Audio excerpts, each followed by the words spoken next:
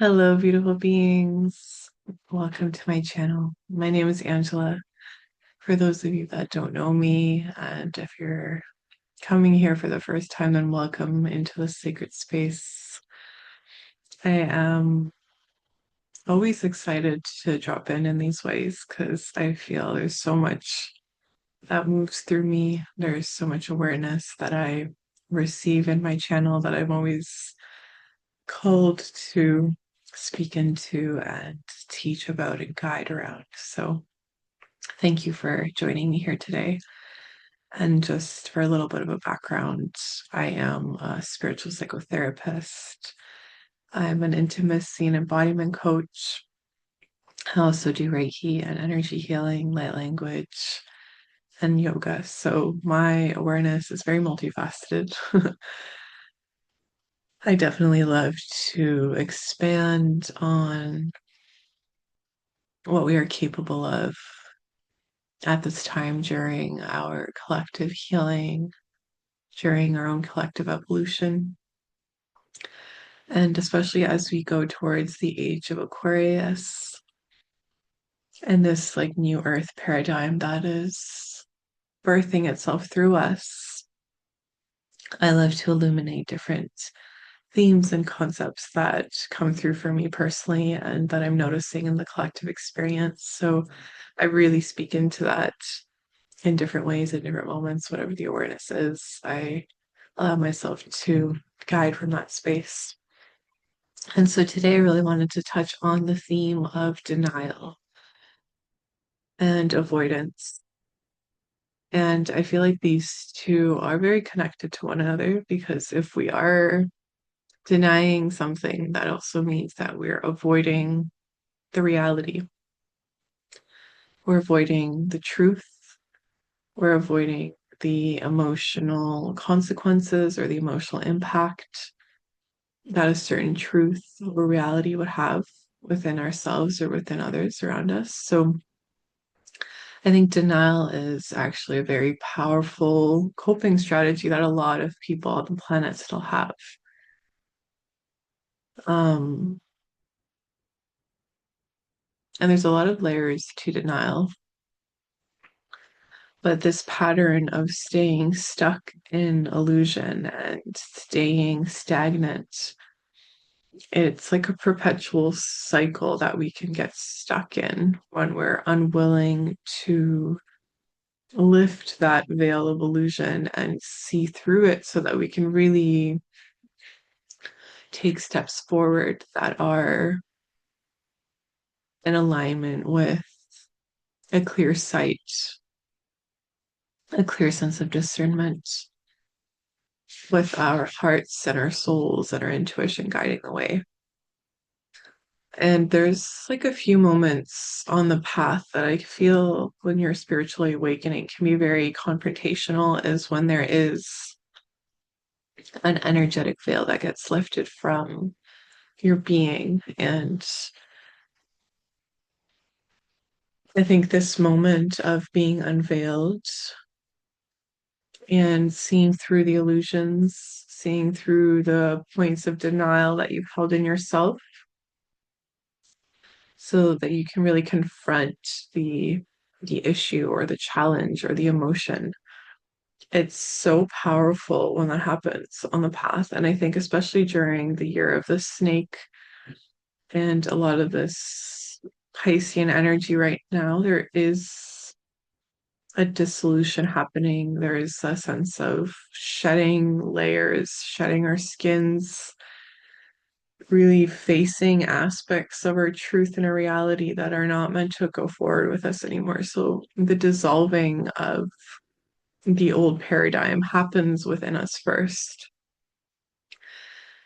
And as there are these thresholds of new consciousness, new awareness, and new ways of being, new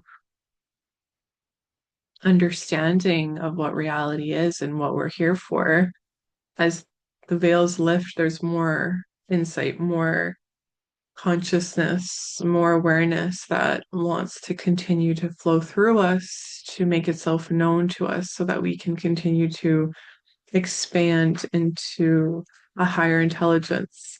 And so denial and avoidance really keeps us away from our potential. It keeps us away from what we are capable of when we go through those alchemical portals of transformation and emotional turbulence and challenge. And the initiation that happens through this journey, especially if you're on a spiritual awakening, there's going to be so many thresholds where you can't deny that your life force energy is being moved by something higher than yourself. And right now, the collective healing, we are all being moved by an intelligence that is higher than ourselves. And I think a lot of the momentum that's picking up for there to be more awakening and more understanding, more activations, especially with a lot of the light codes, a lot of the earth grids that are awakening beneath our feet and activating our bodies, activating our cellular and nervous system, attunement with what's really happening is inviting us to really return to a deeper knowing of our own free will, our own willpower, our own aliveness, so that we are the ones that we get to co-create. As much as there's the natural forward movement of reality, we are also co-creators of that. So when we're stuck in denial and we're stuck in avoidance, we're not actually in our power. We're not in our sovereignty. We're not in our full potentiality of free will and choice. Because when you're denying something, there's so much life force energy that goes into that. There's so much that like drains and depletes your system. And also when you're avoiding something, there's a lot of this like skittish fight or flight energy because you don't want to be faced with that which would be confronting for you. And denial and avoidance, it's like both aspects, you're not confronting something within your experience. And so they're a little bit of a different frequency, but they both serve the same purpose where you're not allowing yourself to receive the transformation or the alchemical process that can take place if you were to look in that direction, if you were to trust in your spirit to be able to look in that direction and face it and walk through the eye of the needle. That's kind of what I keep seeing in this whole talk is like there's like this like beautiful thin passageway, the doorway that would liberate your life force energy again once you step through it. And it can be very uncomfortable at times. It can be very contractive. You might have to go through different aspects of your own shadow, of your own emotions, even possibly somebody else's emotions and shadow as well. But we do need to move forward within a collective strength to face the shadows and a collective strength to face that which is unknown and uncomfortable. And especially if there's harm that's being perpetuated in certain ways, then we can't keep giving into the illusion that we're going to just turn a blind eye to the harm that's being caused or the oppression that's unfolding in our field. We have to be able to recognize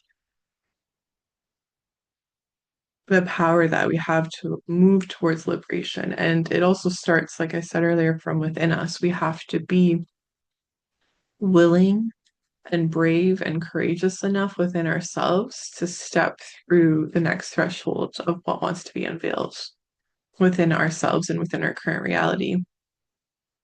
And the unveiling is ultimately going to be guiding you forward in a way where you will come back into more sovereignty and more freedom and more clarity.